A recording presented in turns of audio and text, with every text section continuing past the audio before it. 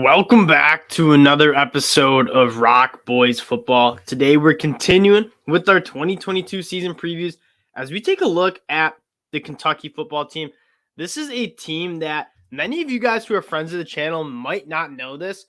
One of my favorite teams in college football. It all started when I saw Cash Daniel when they beat Florida in Gainesville, do the Stone Cold Steve Austin with the Gatorade bottles after they win that game. I take a look at him and I'm like, I like that. I read a little bit more about the team. You learn a little bit more about what Mark Stoops was doing. And then the story about John Schlarman, the offensive line coach, who many of you Kentucky fans know about, and how cool of a story that was and how beloved that offensive line coach was loved by his players. And there wasn't much to not like about this Kentucky team. Mark Stoops ran a really blue-collar, hard-nosed football team. They like to run the ball, and I kind of just fell in love with the team and what they were about. And so I watched them a lot. I know a lot about this team, and I'm excited to talk a little bit about them. If you guys do like the content, I encourage you guys to subscribe to the channel. It helps me out. It helps my brother out. We appreciate all the support you guys shown. It has been absolutely awesome. It's been a blast talking ball with you guys in the comment section. Without further ado, let's start talking some Kentucky football. And it starts on the offensive side of the ball with an offense that's going to look a little different this year. They finally have a quarterback in Will Levis, who I think Kentucky and Mark Stoops, they can lean on and they can really let cook. Will Levis was pretty good last year. Turned the ball over a little bit, but if you watch him play, you watch him throw in practice, like this dude can spin it at a high level. He's got great athleticism. He's built like a tight end. There's not much to dislike about him.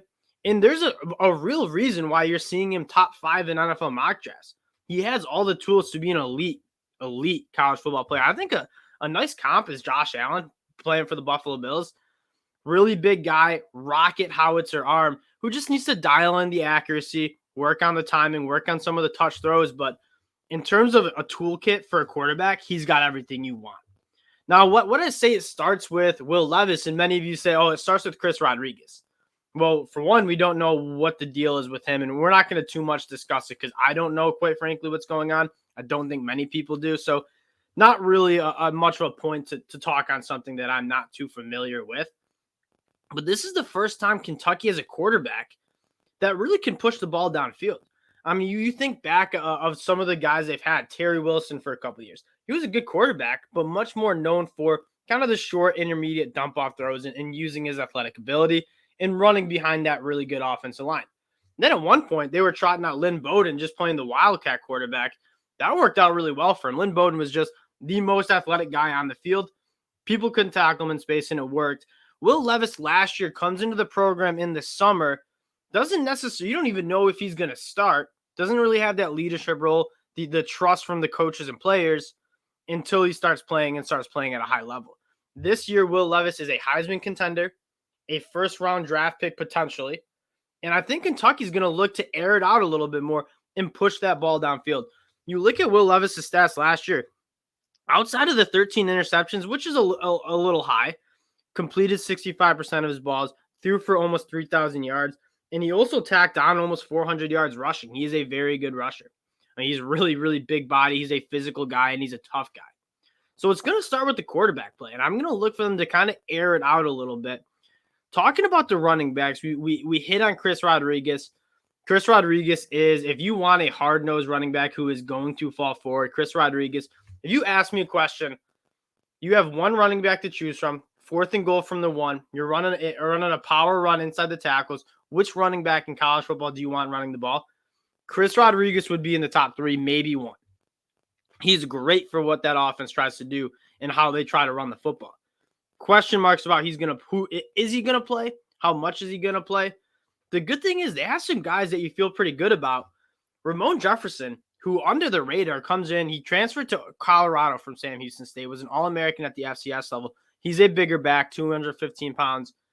Now he comes over to Kentucky, which kind of insinuates that Chris Rodriguez's eligibility, his play might be in doubt because they wouldn't bring in a running back. He wouldn't want to go there if Chris Rodriguez is going to play a full season. And Kentucky probably wouldn't feel the need to bring him in.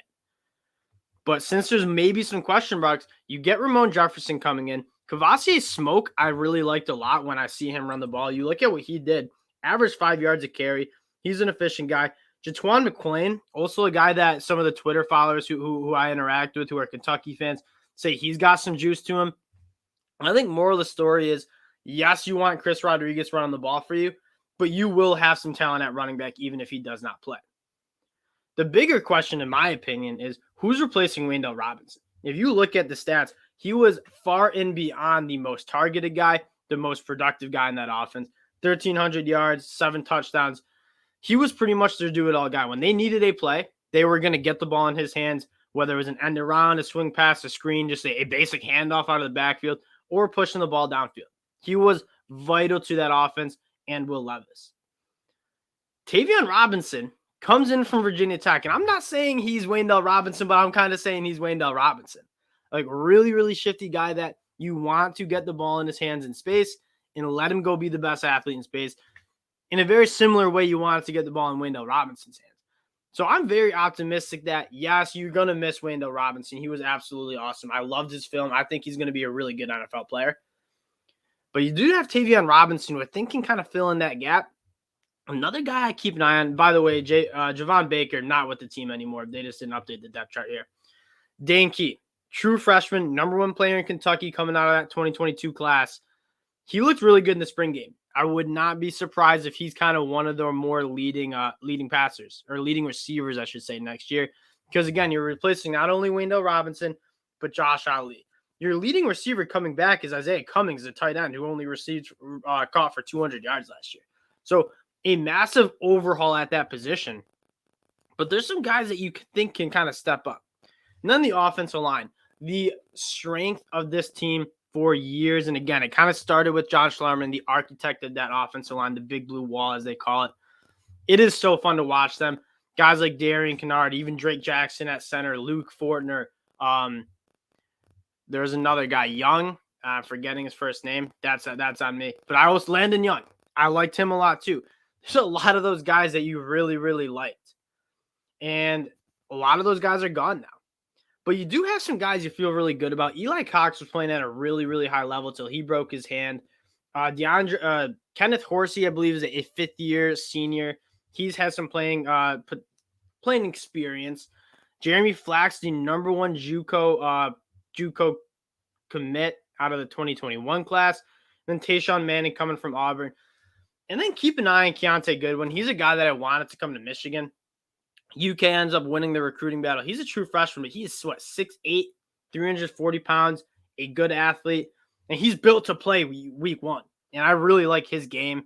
And so he might play a role. We'll see if a true freshman kind of trots out at left tackle. That is a lot to ask of an 18-year-old kid, but he doesn't have an 18-year-old kid body. He is a grown man. So I would not be surprised if he plays a role in that offensive line. If there's one thing you can trust is that Kentucky's going to trot out a good offensive line. They've recruited the position really well. They're proven at developing the position really well. I'm pretty confident that they'll have a strong offensive line. Now, on the defensive side of the ball, they had a good defense, pretty good defense. I'm a little bit concerned about the defensive line. When you look at what they did last year, they were 26 in scoring defense, 26 in total yards per game. They were a solid defense in the SEC last year.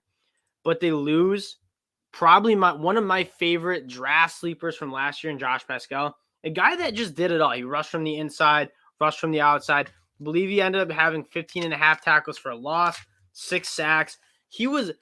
That box score stat sheet doesn't necessarily show how dominant he was. Again, he was one of my favorite draft prospects. I watched a lot of him. He was extremely disruptive. Now, you had a lot of guys from that 2020 class that you're looking to step up here. Notably, Justin Rogers, another guy that I wanted to go to Michigan. He's going to be playing that nose tackle spot, and Kentucky's had some really good nose tackles. Big bully Marquand McCall last year. Big Quentin Bohanna 2 years ago. They've had some guys that are really good at that position who, again, not necessarily lighting up the box score, but they are damn good football players inside and really do a good job kind of soaking up that run defense. Justin Rogers is going to be looked to do that. He certainly has the body to do it. He has that pedigree to do it, being a former 5-star guy. Look for him to have a good year. And then in terms of pass rush, I'm definitely looking at a guy like J.J. Weaver, who had 10 tackles for loss, 6.5 sacks last year.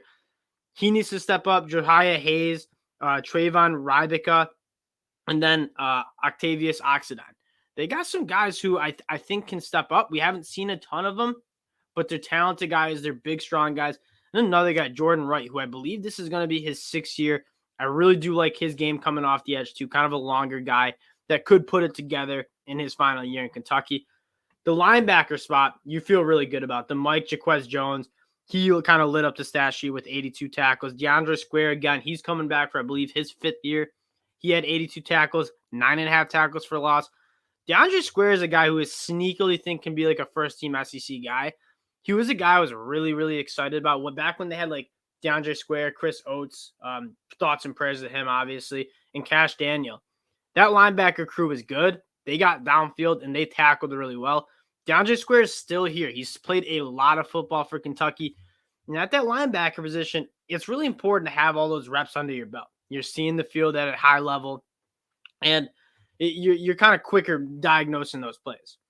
At the secondary, you lose some guys. Yusef Corker, I really, really liked in the secondary. But you have some guys that you feel pretty good about coming back. At that safety spot, especially Tyrell Ajon, I like his game. But outside of that, Carrington Valentine's really the only guy who's played meaningful football for Kentucky in the secondary. So what you're going to look for on this defensive side of the ball is that front seven, that defensive line that's talented but young, and the veteran linebackers. They're probably going to need to do some work getting after the passer and just taking a little pressure off that secondary. You saw Georgia last year. Kirby Smart was on record saying, we're concerned about our depth in the secondary. We're concerned about our talent in the secondary. Guess what? It didn't matter because that Georgia defense was just so good up front. Quarterbacks couldn't throw. There was no pocket to throw from. Took a lot of pressure off the secondary. You're kind of looking for them to do that at this Kentucky team. Get those front guys, get those guys on the front seven doing some work. Take a little pressure off that secondary. Now, how we kind of finish these season previews, we're gonna take a look at the schedule real quick. You guys get a good look at my mug. I went Bill Belichick mode today, Saturday morning. Didn't really have many clean shirts, so I'm going Bill Belichick for today. Let's pull up this schedule here. Obviously, when you play in the SEC East, not going to be an easy schedule, and you're going to get it real early. You have a kind of a cakewalk game against Miami of Ohio, who's a good team in the MAC, but if you're as good as I think you guys can be, a top 20 team, maybe even a top 15 team, that shouldn't be a problem. Then you go on the road at the Florida Gators.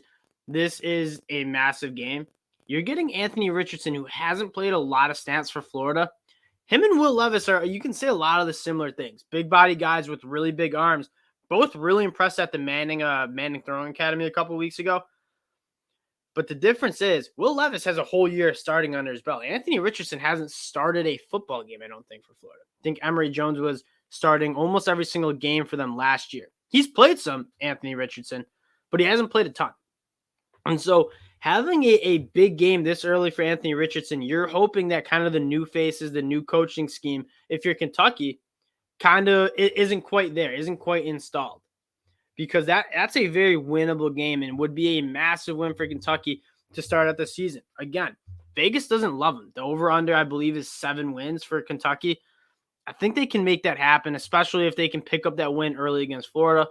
Youngstown State, NIU should be games you win.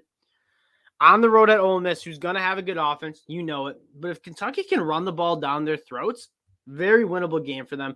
South Carolina is going to be a good team. Mississippi State's going to be a good team. You get them both at home. I don't think it's crazy to be undefeated going into your bye week. Again, the SEC East, it's very hard to win. Every game is big. South Carolina is going to be a good team. Ole Miss is going to be a good team. Mississippi State is a good team. So there's no free wins in the SEC. We know that. But Kentucky's probably better than all those teams talent-wise besides maybe Ole Miss and maybe Florida. So you never know. Off week, on the road, in Knoxville, Missouri should take care of, Vanderbilt should take care of. Then you got Georgia, who is going to be good, and then your rivalry game against Louisville. You guys have dominated them in the past. Quite frankly, Louisville just can't deal with the physicality of that Kentucky team. Louisville will be pretty good this year, but you get them at home. And that'll probably be whether you get that 8-9 wins or whether you're more 6 or 7 win team. And again, what you love is the new normal for Mark Stoops is 10 wins. Like that, out of the last 4 seasons, they've won 8 or more games 3 out of those seasons, minus that COVID year. And then they've had 2 10-win seasons. Kentucky's been very, very good the last couple of years under Mark Stoops, and not necessarily getting the national attention because you have Georgia, because you have Alabama in the SEC. Not many people are talking about how consistently good Kentucky has been. And so if this Kentucky team can have Will Levis play at a Heisman level, which I think we all agree he's capable on, the sky's kind of the limit for this Kentucky team. And again, I'll be rooting for them. I'll be talking a lot of Kentucky this year. So if you guys do like the channel, consider subscribing. We appreciate the support, and we'll talk to y'all later.